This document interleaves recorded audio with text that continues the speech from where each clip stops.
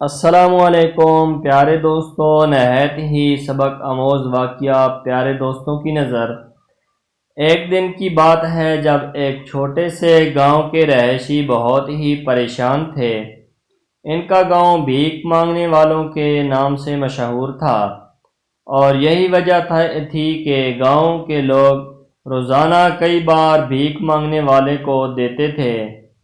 ایک دن ایک مہینے کی بے چینی کے بعد ایک بچہ گاؤں کے سربراہ کے پاس آیا اور کہنے لگا، آپ مجھے اور میرے دوستوں کو بھیک مانگنے سے روکیں اور بھیک مانگنے کے لیے نہ جانے دیں۔ ہم سب کو بہترین تربیت دلوائی جائے تاکہ ہم اپنا ارتقا کر سکیں۔ گاؤں کے سربراہ نے پہلے تو اس بچے کی بات کو نظر انداز کر دیا، لیکن جب اس نے دیکھا کہ بچے نے بہت ہی بامعنی بات کی ہے تو وہ سوچنے لگا کہ شاید اس بچے کے پاس کچھ خوفناک خواب ہوں۔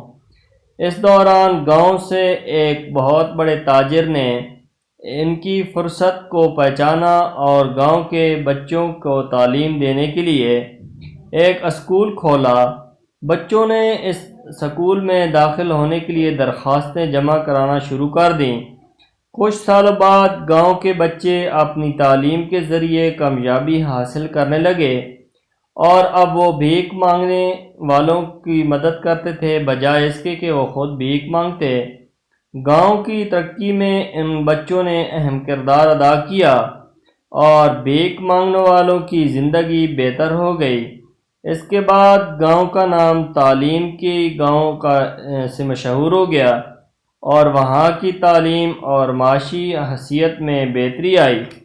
اس کے ساتھ ساتھ وہ بھیک مانگنے والوں کی پریشانی بھی ختم ہو گئی، اور گاؤں کے لوگ اب اپنی کامیابی کا لطف اٹھا رہے تھے۔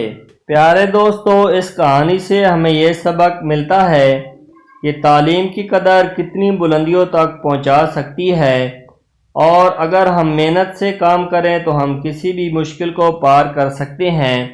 پیارے دوستو، اس لیے اپنے بچوں کو تعلیم کی طرف متوجہ کریں، کیونکہ تعلیم انسان کو انسانیت سکھاتی ہے۔